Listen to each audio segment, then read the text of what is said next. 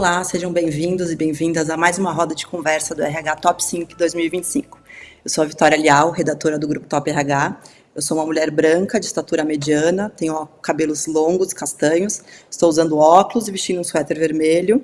No meu fundo tem uma janela que dá para ver um fundo branco, uma parede branca. Estamos na trilha Cuidado e Bem-Estar, e a questão que trazemos agora é como olhar para o bem-estar em momentos de pressão do negócio. Quem conversa comigo é a jornalista e palestrante Isabela Camargo, que concorre ao Top of Mind RH na categoria Mentor e Palestrante. Isabela, eu queria agradecer a sua presença e também te convido a fazer a sua audiodescrição, por favor. Maravilha, obrigada, Vitória. É um privilégio poder estar aqui com você e com toda a audiência do evento.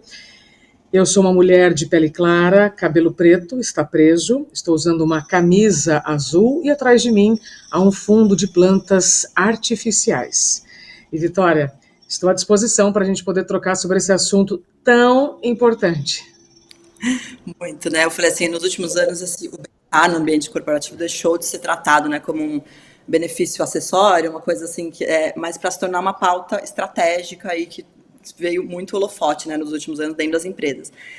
Mas a gente sabe que em momentos de estabilidade, investir na saúde, bem-estar, parece uma coisa mais natural, né? Mas e quando a empresa enfrenta crises, metas agressivas ou cenários mais incertos, né? Como a gente garante que o cuidado com as pessoas continue sendo prioridade e mais, né? Como evitar que esse esse discurso de cuidado não se torne uma coisa vazia, né? Nesses momentos mais desafiadores. Exato. É uma questão muito importante, muito provocativa, inclusive. Eu vou trazer aqui um outro paralelo. É mais fácil a gente cuidar da saúde quando nós temos saúde ou quando nós não temos mais saúde, Vitória? O que você acha? Sim.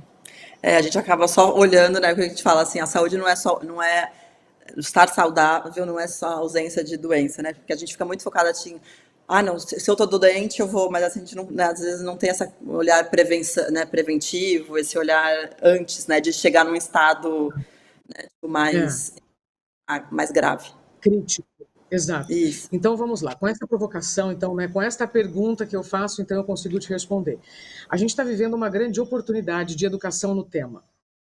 Então, se até há alguns anos falar de saúde mental, oferecer algum benefício de bem-estar na empresa era um privilégio, hoje nós estamos falando de não só direito, mas de estratégia de negócio. Então, eu vou tentar aqui, como comunicadora, que está há 7 anos tentando tornar comum o assunto, trazer uma linguagem que faça líderes e liderados compreenderem que, quando nós trazemos a prevenção dentro do ambiente profissional, eu estou falando de resultado. Quando eu trago a prevenção para a redução ou mitigação de riscos ou acidentes de trabalho, que inclusive é o que a atualização da NR1 está propondo, a medição dos riscos psicossociais para que menos adoecimentos aconteçam relacionados à saúde mental, eu estou, de alguma maneira, protegendo os meus resultados. Então, se até há alguns anos falar de prevenção era desnecessário, hoje não tenho dúvida nenhuma, por todas as empresas que eu tenho passado e estado com os líderes, inclusive, este tema é estratégico, Vitória, para que os pilares do negócio se sustentem. Eu tenho ouvido, inclusive, alguns comentários de liderados que eu vou compartilhar com você, Vitória, que me deixam um pouco receosas com o que está acontecendo. Muitas empresas que estão completando 50, 60 anos de Brasil, falando aqui de um cenário nacional, estão em uma segunda ou terceira gestão familiar. E esses novos gestores, ou seja, essa nova geração, está com um discurso, e que eu ouvi algumas vezes, que é assim: não está feliz, a gente troca. Ou já estamos pagando um salário, se reclamar, demite. Só que nós já sabemos que para o resultado de uma empresa acontecer, Vitória, eu preciso que a empresa esteja alinhada. Eu preciso que todos estejam falando a mesma língua. Então, na prática, não adianta eu ter o melhor produto, a melhor tecnologia, se eu não tiver as melhores pessoas para operar tecnologia e fazer o produto chegar nas mãos das pessoas. Faz sentido o que eu estou dizendo? Então, estou trazendo aqui de uma visão muito sistêmica que, se uma empresa precisa de integração para que o resultado, para que a meta seja alcançada, eu preciso que os indivíduos também estejam com a saúde integrada para que eles consigam entregar aquilo que eles se comprometeram. Quando nós estamos falando de adoecimento no ambiente de trabalho, eu estou falando sobre improdutividade.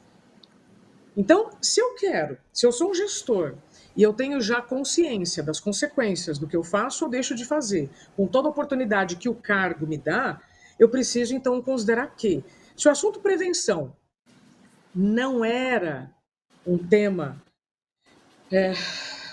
do topo da estratégia, agora precisa ser. Porque o trocar, o mandar embora, parece muito fácil a curto prazo, né, Vitória? Só que a gente sabe que isso significa custo. Isso significa o tempo das pessoas que, ao invés de estarem nos movimentos naturais delas, elas vão ter que estar treinando e Sim. integrando pessoas novas, e tudo isso leva tempo. Só que a meta, o resultado ou o lucro da empresa não espera essa integração. Ou seja, se eu puder trabalhar a prevenção, na minha humilde opinião, eu tenho redução de turnover, eu tenho redução de adoecimento e, consequentemente, afastamento, eu tenho aumento de engajamento e eu mantenho a minha produtividade. Que é um assunto que eu venho falando, Vitória, desde 2020, produtividade sustentável. Se eu quero manter a minha produtividade por longo prazo, eu preciso pensar de forma longeva, sustentável. Não tenho apreço. Se eu não valorizo a saúde das pessoas e na minha cabeça, não, troca, qualquer coisa, troca, eu estou jogando dinheiro fora e depois achando que programas de saúde e bem-estar são caros ou que é um dinheiro mal investido. Não, e é um ciclo vicioso também, não adianta, deve ser super, tipo, eu acho que hoje em dia as pessoas também têm mais essa consciência, até que você falou, né, tipo, de salário. Acho que antigamente era muito, a gente tem visto essa mudança também de geração, das próximas, essas gerações estão vindo, que tem muito mais, dá muito mais importância para esse equilíbrio, empresas que, né, tipo, que tem, que dão, pauta, né, para esse bem equilíbrio entre a vida pessoal e profissional do que só dinheiro, né? A gente tem visto vários estudos que falam de que preferem ir para empresas que priorizam o bem-estar do que só um salário, né? E acho que Sim. também a longo prazo é o que você falou, né? Tipo, vai entrar num ciclo, tira tudo e aí troca e fica enquanto não é sustentável, né? O que você falou, essa também esse turnover tão grande, né? Já a troca, né? Não é? Hoje mesmo eu estava falando com uma funcionária de uma empresa que completa 50 anos de Brasil, e ela disse, ela falou, Isabela, nos últimos 4 anos nós tivemos 6 gestores. Então, você imagina como que um sonho consegue ser perpetuado se eu não tenho continuidade nas ações? Como eu consigo promover um ambiente produtivo e agradável, quando eu estou falando agradável é saudável, se eu não tenho uma linha de raciocínio, Vitória, que me faça ter coerência naquilo que eu estou pedindo com aquilo que eu estou tomando das pessoas. Tá? Só que eu preciso fazer uma correção. Quando eu falei aqui no início, né, sobre uma gestão mais jovem, é como se as gestões anteriores também não tivessem esse perfil. Tá? Mas o que eu quis dizer é o seguinte: dependendo da sucessão familiar, e a gente sabe que as empresas familiares fazem parte do maior número, né, de empresas PMG do Brasil, eu preciso ter coerência que essa gestão esteja alinhada a forma de produzir, a forma que eu vou entregar. E no fundo, gente, vamos para a prática. Nós estamos falando de uma mudança de cultura. Só que mudança de cultura, eu preciso de tempo. Então, cultura eu mudo a longo prazo. Eu preciso de disponibilidade. A palavra mágica aqui, Vitória, é disponibilidade da liderança, das lideranças, com seus liderados, né, que ajudam a fazer a roda girar. Eu preciso de disponibilidade para mostrar esses dados que nós já temos de pesquisas, que os funcionários saem não só por salário, mas muito mais por ambiente. para que o dinheiro não seja jogado fora, para que a saúde seja preservada. É muito mais simples do que se pode imaginar. Em 2025, eu não tenho dúvida em te dizer que nós estamos vivendo uma crise de saúde mental. Não só Sim. pelos números de adoecimentos, de afastamentos, mas também de processos no Tribunal Superior do Trabalho de pessoas que estão buscando algum tipo de ajuda pela lei. Judicializar uma situação é muito caro e muito mais adoecedor para todo mundo. Ou seja, a gente pode prevenir tudo isso com educação no tema da saúde mental, com o letramento da liderança, que é o que eu tenho feito nesses últimos anos. E é uma conversa muito adulta, muito aqui, papo reto. Olha aqui, os dados estão aqui. O problema não está nesta empresa, o problema vem de uma cultura que está nas nossas mãos mudar. E aí, você está disponível? Você está afim de participar dessa conversa? Se você tiver, vamos embora. Porque ao mesmo tempo em que eu te digo, estamos vivendo uma crise de saúde mental, eu comemoro toda semana que a saúde mental está avançando. Está avançando. Sim. A pequenos passos, mas está avançando. Acho até interessante você pontuou no começo, né, da NR1, e eu acho que é interessante a gente falar sobre isso também, né, que esse ano, em maio, teve atualizações da legislação, né, que é o que você falou, e é importante, tipo, eu queria, na sua opinião, o que explica essa mudança, né, de postura das empresas e da sociedade em relação ao tema que você falou. Eu acho que a gente está caminhando em passos lentos, mas está caminhando, é muito importante. E qual é esse impacto prático, né, no dia a dia das empresas? Eu acho que também muitas empresas têm esse discurso, não vamos, mas eu acho que agora partiu para um passo que, assim, quem não mexer precisa, né, tipo, precisa mexer nisso, né, precisa olhar com importância para o tema, né? Agora você chegou com um assunto que eu estou amando poder explicar, porque se a gente não olha para o passado, a gente não compreende o que está acontecendo no presente. Então, a atualização da NR1, Vitória, ela começou a ser trabalhada pelo governo a partir dos dados que nós tivemos acesso sobre o número de afastamentos de problemas relacionados à saúde mental. Em 2023, ou seja, muito antes da ventilação de uma atualização da norma regulamentadora, nós já sabíamos que os problemas relacionados à saúde mental faziam parte das 3 principais causas de afastamento do trabalho. E aí, então, começou-se a reorganizar uma atualização da NR1. O que é NR1? Norma regulamentadora. Número 1, porque foi a primeira, que foi criada na década de 70. Agora, Vitória, qual foi o título que o Brasil ganhou na década de 70? Para que a NR fosse definida. A primeira, né? Como nós estamos falando da NR1. O Brasil ganhou 2 títulos na década de 70. Primeiro, campeão da Copa do Mundo. E o segundo, campeão em número de acidentes de trabalho. Então, depois que a Organização Internacional do Trabalho coloca o Brasil no topo de um ranking de país com o maior número de acidentes de trabalho, então nós precisamos fazer alguma coisa para reduzir esses acidentes. Tá claro até aqui? Estamos falando agora da década de 70. Na década de 70, eu tenho a primeira norma regulamentadora que traz responsabilidades por empregador oferecer recursos para reduzir riscos de trabalho. Quais eram esses riscos na década de 70? Físicos. Depois vieram os riscos biológicos, os químicos, os ergonômicos. Hoje, provavelmente, você que está nos assistindo está sentado numa cadeira que, com uma alavanca, você coloca para cima e para baixo. Agora deixa eu arrumar aqui que eu já baguncei minha cadeira. Mas isso, hoje, que é normal, já foi considerado mais um custo. Então, agora nós vamos falar sobre os EPIs, os equipamentos de proteção individual. Então, o EPI, quando foi criado na década de 70, e eu tenho conversado com muitas pessoas que viveram essa época, sempre foi visto como despesa. Mas o sujeito que se cuide para não cair de um andaime de 20 andares. Mas o sujeito que se cuide de não se machucar com uma furadeira dessa, que provavelmente vocês estão ouvindo que tem uma obra aqui do meu lado, tá? Então, naquele tempo, quando as normas regulamentadoras foram criadas, também foi um baita mal-estar. Nossa, mas mais isso agora o empresário vai ter que ser responsável em oferecer um equipamento que proteja a saúde do trabalhador? De lá para cá, quanta coisa mudou, né? E hoje, provavelmente, se a gente chegar numa obra em que tem algum funcionário sem capacete, essa obra é embargada, certo? Se eu chegar num hospital e eu tiver funcionários sob riscos químicos e biológicos sem equipamento de proteção individual, esse hospital vai ser interditado. Quantos adoecimentos eu tive na década de 90 com a Ler-Dort? Tá?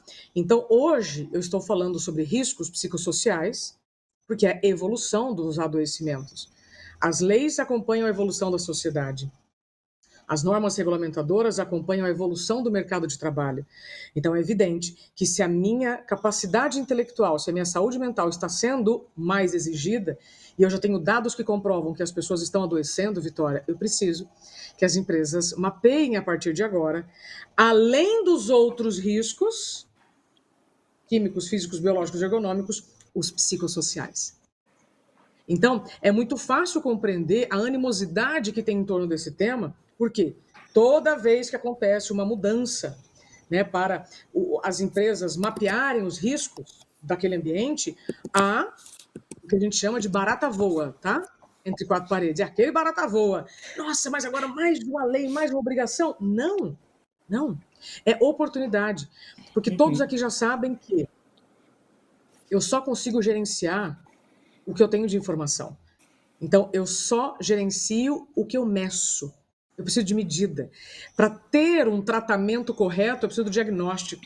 Então, antes da gente sair atirando para todo lado, né, e culpando isso, aquilo, não, o problema é design organizacional, o problema é excesso de trabalho, excesso de falta de clareza, eu preciso saber do que exatamente nós estamos falando. Que área da minha empresa está passando por isso? É bom lembrar que a multa, a fiscalização, só entra em vigor em 2026, mas a atualização já está valendo. E aí eu ouço alguns executivos me perguntando assim, Vitória, mas Isabela, você acha então que a gente só começa a fazer o mapeamento em 2026? Ora, você usa cinto de segurança, Vitória? Você Sim. usa cinto de segurança. Você usa cinto de segurança para não levar multa ou por segurança? Meu pai sempre fala isso, né? As pessoas começaram a usar por conta da multa e aí, né, tipo, a gente tem que ter, né? Tipo, acaba que a gente sempre vai na pena, né? Então, a mesma coisa se aplica a NR1. Se você quiser deixar para falar sobre esse tema e mapear os riscos em 2026, ok, é uma decisão sua.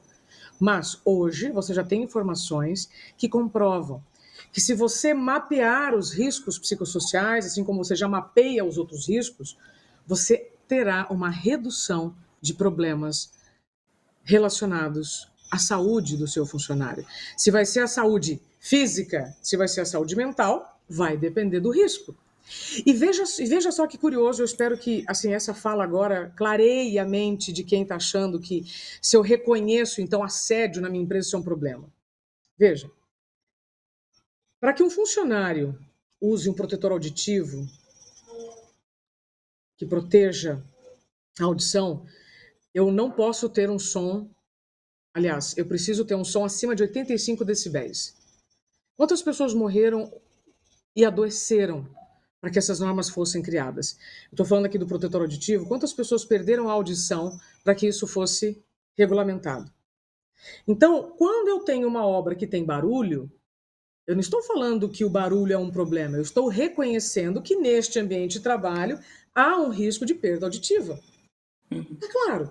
Então, se eu reconheço o risco, eu tenho uma oportunidade para oferecer algo que minimize os riscos, mas os riscos vão existir. É a mesma coisa que você me falar assim, então uma pessoa que trabalha no hospital, ela não vai ter contato com risco químico nem biológico. Vai! Só que o que eu posso oferecer para minimizar os danos nesse sujeito? Tá claro. Sim. Então, medir os riscos psicossociais é o primeiro passo para a gente praticar saúde mental nas empresas. Uma coisa que é importante as pessoas saberem é que a pesquisa ela é feita por respostas individuais, mas a análise ela é coletiva. Então, eu também preciso conscientizar esses respondentes, especialmente se trabalham numa empresa em que nunca puderam responder nada, nunca puderam falar nada. Aí a Vitória chega lá com uma pesquisa aqui, gente, agora nós vamos ter que saber a opinião de vocês. Se não houver uma conscientização, para que isso vai ser usado, as pessoas não vão responder com veracidade e o resultado também vai ser enviesado. E aí eu posso avançar para finalizar com a questão financeira? Sim. Muitas pessoas estão vendo isso como mais um custo.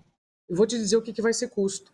Se você não quiser mapear os riscos psicossociais e, adiante, um funcionário seu for afastado por um problema relacionado à saúde mental e bater no INSS, isso vai afetar o RAT, que é o risco de adoecimento do trabalho, e a FAP, que é o fator de acidentes previdenciários, ou seja, a partir de uma pessoa que adoecer e chegar no INSS, Vitória, toda a minha folha de pagamento é afetada. Atenção, que isso é muito importante. Toda a folha de pagamento é afetada por um indivíduo que adoece. Então,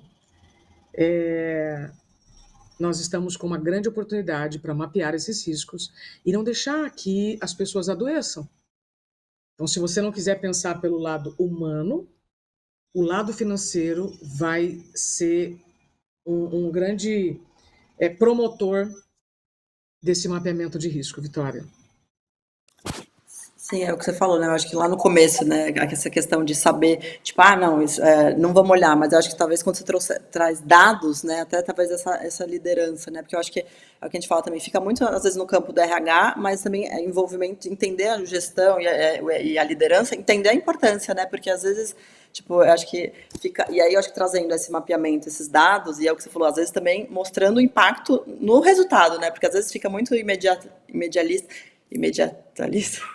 corta, gente. Imediatista? Imediatista, desculpa. Tinha cortado, Imagina. Mário.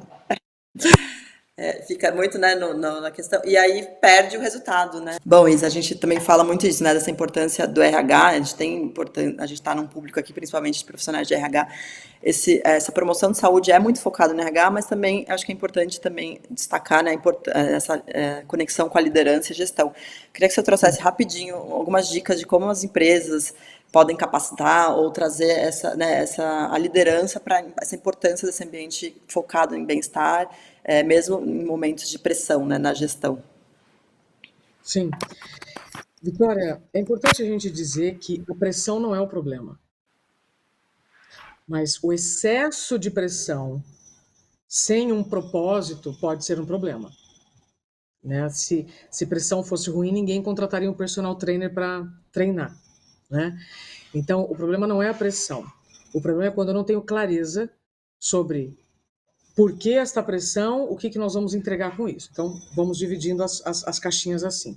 Segunda coisa, o RH tem uma grande oportunidade de ser protagonista dessa mudança.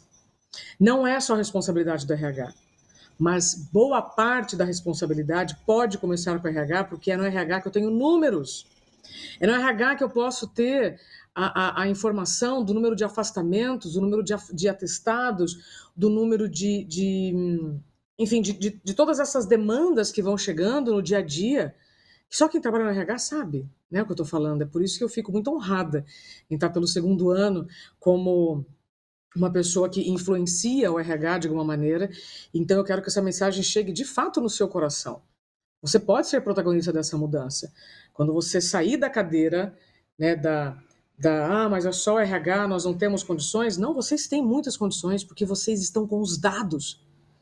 E a hora que você consegue esses dados e consegue meia hora da agenda do seu líder e soma com uma linguagem coerente, uma linguagem que de fato está mostrando que todo esse empenho, todo esse falatório é para a sustentabilidade do negócio, eu duvido que o indivíduo não tenha disponibilidade para ouvir e raciocinar. Uma outra sugestão que eu sempre dou e tem funcionado bastante é para que você comece a mapear os riscos psicossociais dentro do RH. Para que você comece a fazer um piloto dentro do RH. E aí, se você tiver uma outra área que esteja muito alinhada contigo, né, de repente o financeiro, operações, está ali juntinho com você, faz um piloto, porque aí você vai trazer dados macro do mercado, dados internos e microdados, ou seja, de alguma área específica da empresa, e aí você mostra isso para o líder. Eu duvido, Vitória, que nós não teremos mudança. E digo mais, tá? Todas as empresas com quem eu tenho trabalhado, os projetos que têm continuidade, que têm consistência, eles nasceram a partir de experiências que o líder viveu ou está vivendo. Mas a gente não precisa esperar ninguém adoecer para fazer essa mudança. Por isso que eu estou dizendo. É no RH que eu tenho esses dados que podem despertar, convencer a liderança de um tema, de fato, como nós já falamos, que não era comum, mas agora é. Então, se a gente já pôde fumar dentro do avião, hoje não pode mais. Então, nós estamos vivendo agora uma grande oportunidade da sociedade para a gente trazer a pauta da saúde mental de fato, como ela sempre devia ter tido. Mas como não teve, agora é hora então da gente incluir esse assunto, Vitória. É um tema espinhoso, mas que bom que ele foi alta, né? E vai ganhar mais destaque daqui para frente. Obrigada, Isa, pelo seu tempo, pela sua participação. E lembrando, né, que a Isa está participando aqui do Top of Mind de RH. E muito obrigada. Eu que agradeço, é sempre um privilégio somar com vocês. Esse trabalho de educação em saúde é de todos nós. Eu tenho colocado isso como prioridade na minha carreira como especialista em comunicação nesses últimos 7 anos, porque eu tenho certeza que nós não estamos adoecendo por falta de informação. Nós estamos adoecendo por falta de comunicação interna. Então, se do marketing para fora da empresa está tudo lindo, e da porta para dentro? Como está a saúde geral do seu negócio? Como é que está a saúde das pessoas? Como é que está a sua saúde? Aí sim, quando a gente experimenta a saúde, eu consigo oferecer saúde. Então, para a gente mudar a cultura, a gente primeiro precisa atualizar as nossas ideias, reconhecer os dados que nós já temos e entender que nesta aparente tarefa a mais, há uma grande oportunidade. Contem comigo. Muito obrigada, Vitória. Até breve. Até, obrigada.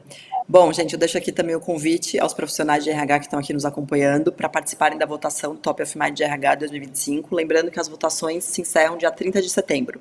Acesse vote topofminddrh.com.br e participe. Obrigada, até a próxima.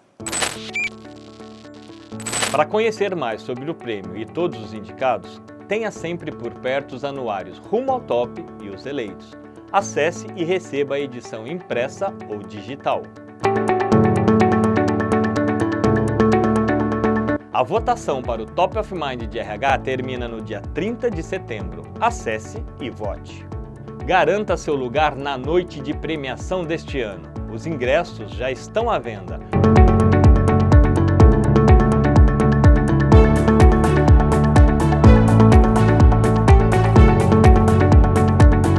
E não se esqueça de interagir com a gente nas redes sociais. Marque Top of Mind de RH no LinkedIn e Instagram e a nossa hashtag 28TopRH.